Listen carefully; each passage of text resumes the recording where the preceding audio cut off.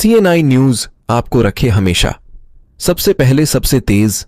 Police भर्ती अभ्यर्थियों के लिए जारी हुआ आवश्यक दिशा निर्देश। पहला, ऑफलाइन लिखित परीक्षा OMR आधारित होगी। दूसरा, इसमें 150 वस्तुनिष्ठ प्रकार के प्रश्न होंगे। तीसरा, परीक्षा की अवधि 120 मिनट होगी। चौथा, गलत उत्तरों एकाधिक उत्तरों के लिए 0.5 ऋणात्मक अंक होंगे। उत्तर बदलने के लिए व्हाइटनर इरेजर ब्लेड की अनुमति नहीं है। पांचवा, प्रश्न पत्र के किसी प्रश्न में हिंदी भाषा में किसी विवाद के प्रकरण में प्रश्न का अंग्रेजी संस्करण मान्य होगा। छठवां, अभ्यर्थियों को प्रवेश पत्र में उल्लिखित रिपोर्टिंग समय के अनुसार केंद्र पर रिपोर्ट करना होगा। सातवां, प्रवेश पत्र में उल्लिखित गेट बंद होने के समय के अनुसार परीक्षा केंद्र का मुख्य द्वार बंद कर दिया जाएगा। मुख्य द्वार बंद होने के बाद किसी अभ्यर्थी को प्रवेश की अनुमति नहीं दी जाएगी। आठवां, अभ्यर्थी फोटो पहचान पत्र के रूप में मूल आधार कार्ड लाए। फोटो पहचान पत्र के रूप में मूल पैन कार्ड, पासपोर्ट, ड्राइविंग लाइसेंसी, आधार की हार्ड कॉपी भी अनुमान्य है। वैध अनुमान्य फोटो पहचान पत्र के बिना अभ्यर्थी को परीक्षा के लिए अनुमति नहीं दी जाएगी।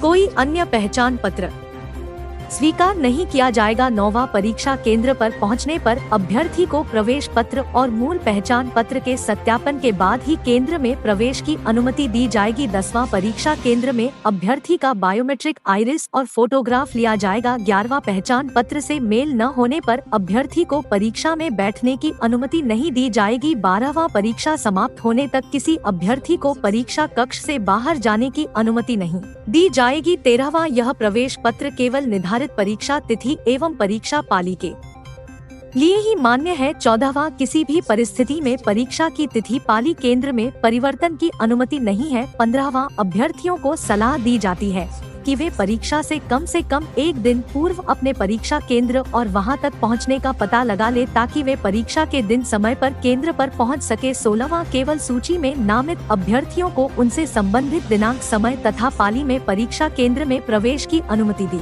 जाएगी। 17वां, सभी अभ्यर्थियों को सलाह दी जाती है कि परीक्षा केंद्र पर कोई भी कीमती सामान लेकर न जाएं, क्योंकि अभ्यर्थियों के सामान को सुरक्षित रखने या लॉकर की व्यवस्था करने का कोई प्रावधान नहीं है। UPPRPB इसकी संरक्षित अभिरक्षा के लिए जिम्मेदार नहीं होगा। 18वां, अभ्यर्थियों को निम्नलिखित वस्तुओं को परीक्षा कक्ष के अंदर ले जाने की अनुमति नहीं होगी। एक, पाठ्य सामग्री, मुद्रित या लिखित कागज के टुकड़े, ज्यामिति, pencil box, plastic pouch, credit debit card, स्वेल copy, whitener, eraser blade, log table जैसी कोई भी स्टेशनरी वस्तु आदि। 2, कोई भी इलेक्ट्रॉनिक गैजेट जैसे मोबाइल फोन, कैमरा, घड़ियों, Bluetooth device, pen drive, earphone, microphone, pager, health band आदि। 3, कोई आभूषण, बटुआ, चश्मा, हैंडबैग, टोपी, किसी भी प्रकार की धातु की वस्तुएं। 4, कोई भी खाने का सामान, खोला या पैक किया हुआ पानी की बोतल आदि। 19वां, अभ्यर्थियों को परीक्षा केंद्र के अंदर प्रवेश पत्र, फोटो पहचान पत्र एवं पारदर्शी नीला काला बॉल पॉइंट पेन ले जाने की अनुमति होगी। पेंसिल, स्याही, स्केच पेन या जेल पेन का उपयोग सख्त वर्जित है। 20वां, अभ्यर्थियों को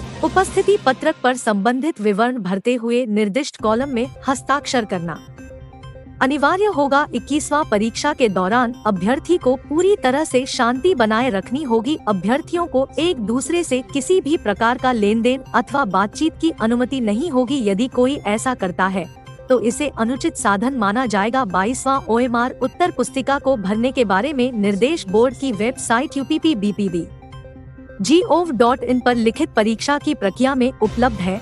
अभ्यर्थियों को सलाह दी जाती है कि तदनुसार खुद को भिज्ञ कर ले। OMR उत्तर पुस्तिका या उपस्थिति पत्रक को भरने में हुई त्रुटि के लिए अभ्यर्थी स्वयं जिम्मेदार होंगे। 23वां, यदि कोई अभ्यर्थी अपने आवंटित सीट को बिना अनुमति के बदलता है या किसी कागजात या दस्तावेजों का आदान प्रदान अन्य अभ्यर्थियों के साथ करते हुए पाया जाता है तो ऐसे अभ्यर्थी को परीक्षा से वंचित कर दिया जाएगा। 24वां, अभ्यर्थी को बोर्ड कक्ष निरीक्षक द्वारा जारी निर्देशों का पालन करना होगा। अनुचित साधनों या निषिद्ध उपकरणों, प्रतिरूपण, अनुशासनहीनता, दुर्व्यवहार और परीक्षा कक्ष में किसी भी अवांछनीय कार्य में शामिल होने से संबंधित कोई भी कार्य करने पर अभ्यर्थन निरस्त कर दिया जाएगा तथा भविष्य की परीक्षाओं से वंचित कर दिया जाएगा। इसमें आपराधिक कार्यवाही शुरू करना भी शामिल हो सकता है। 25वां, UPPRPB परीक्षा के पुनः निर्धारण का अधिकार रखता है। संशोधित परीक्षा तिथि और समय को UPPRPB के वेबसाइट पर प्रदर्शित किया जाएगा। 26वां, परीक्षा प्रक्रिया से सभी मामलों में यूपीपी आरपीबी का निर्णय अंतिम होगा और अभ्यर्थी उसका पालन करने के लिए बाध्य होंगे। 27वां यह प्रवेश पत्र अभ्यर्थी द्वारा ऑनलाइन आवेदन में दिए गए विवरण के आधार पर अभ्यर्थी को प्रावधिक रूप से परीक्षा में बैठने के लिए अनुमति प्रदान करता है। अभ्यर्थी की योग्यता सत्यापित नहीं की गई है। इस परीक्षा को उत्तीर्ण करने पर किसी भी व्यक्ति को नियुक्ति रोजगार का अधिकार प्राप्त नहीं होगा। यह परीक्षा नियुक्ति के लिए पात्रता मापदंडों में से केवल एक है। नोट, दलालों और नौकरी रैकेट चलाने वाले से सावधान रहें। केवल योग्यता ही आपको उत्तर प्रदेश पुलिस की नौकरी दिला सकती है।